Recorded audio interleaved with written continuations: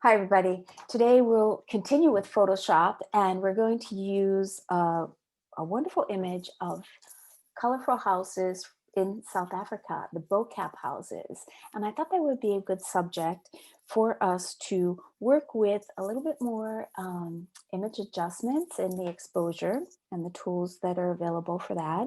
And also the tools that are available for selecting areas and even changing colors, okay? So let's get started. Download the bocap houses JPEG and then open it in Photoshop. So here we have it. And this also shot by Jay Zuko. And I'm so grateful he's allowing me to use these beautiful images to introduce you to a lot of different things in Photoshop. So the thing we're going to look at right now is what is the quickest way a lot of people use to adjust exposure in Photoshop. And that is this brightness contrast automatic button. So let's click on it. And that was kind of shocking on my big monitor. Photoshop likes a bright pink, doesn't it? So what I want to convey to you, a couple of things, just three key things.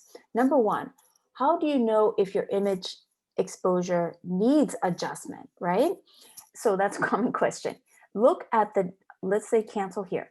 Look at the dark areas of your image. Do you need more detail in the dark areas? If so, you'll want to adjust your exposure in that regard. Secondly, do you need more detail in the light areas of the image? If so, make adjustments in that area. And another tip I have for you, if you are going to go this quick route rather than this more manual route that we talked about with this intuitive interface in the curves panel where you can manually adjust exposure.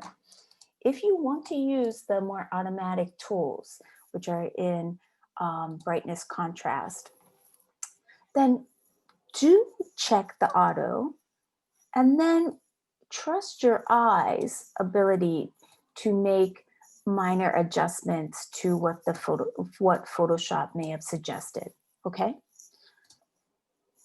All right, next thing we're going to do are the pros and cons of 3 common selection tools. In my experience, students and novices in the software are drawn to this quick selection tool, probably because of that brilliantly named tool, right? Quick selection, that's what we all want. The issue with the quick selection tool is it's a little bit too general.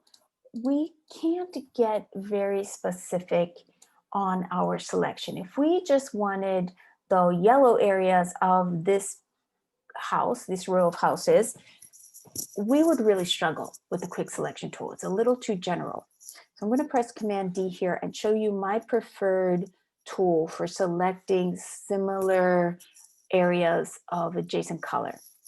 This is called the Magic Wand tool. And actually, I've already adjusted the tolerance. So let's say we came in here, you folks are using the default setting, which tends to be 32. And if we clicked on that same area, notice how it didn't get everything, all right? So you want to make minor adjustments to this tolerance panel of the Magic Wand tool, just very minor adjustments. I'm going from 32 to 30, did I have it at 36 or 38? Let's try 38. Command D. Okay. And if you need to, you can come in with, hold your Shift key down, and we can pretty quickly select all of the yellow areas here, right? It's not doing a perfect job. This is good. This is very good, right? And we could do it pretty quickly. So it's all, to me, it's as quick as the quick selection. And as long as you know about fine tuning the tolerance setting, I think you'll get a better selection. Would you agree? But there's an even better tool if you're interested in accuracy, and that's that good old polygonal lasso tool where we can click a starting point. Take our finger off the mouse, drag it, click to another edge, and actually pretty quick, a complete selection around all of the yellow areas of this image.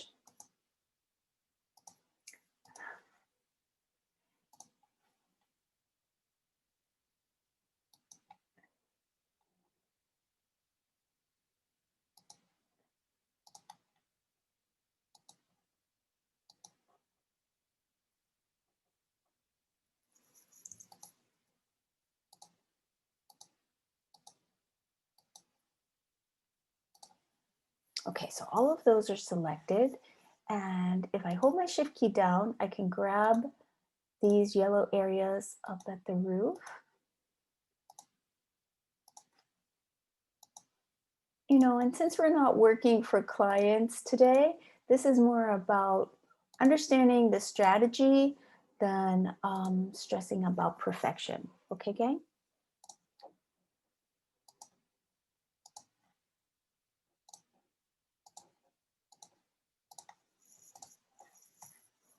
Okay, hit return. And I do like to be careful with my design, so I'm going to press Command C and Command V, and notice I have a new layer, and I can make changes to this layer without making changes to my original. Okay, so I'm actually going to do one more thing. This is why I love the Magic Wand tool. Another reason. I'm going to click on the background, hold my shift key down, and click on these two areas, and then select the select menu. This is a very valuable menu too. And I'm going to say select inverse. That is a golden trick. So you can select the background of an image and then select inverse to simplify your selection in many cases. All right, so we've got this selected. And now we're going to toggle on the visibility of the background layer, but work on this copy of the yellow houses, right? And this is what I'm excited about showing you. Image adjustments, hue saturation. So this is where Photoshop does seem to be a little magical. So if I go to this hue slider, look at what I'm doing to the color of this house. And we can evaluate whether we want that. Do we prefer that? I'm not so sure. I can toggle off the visibility of that layer. I think actually maybe the yellow house is better. And maybe what we do is just, let's click on, turn on that visibility. We have to click on the background layer. And maybe what we could do is just go in and maybe change the brightness of that. Ooh, that's nice. Okay, so knowing about these tools and trusting your eye and your judgment is my advice for how to get successful results in Photoshop. Well done, everybody. See you again.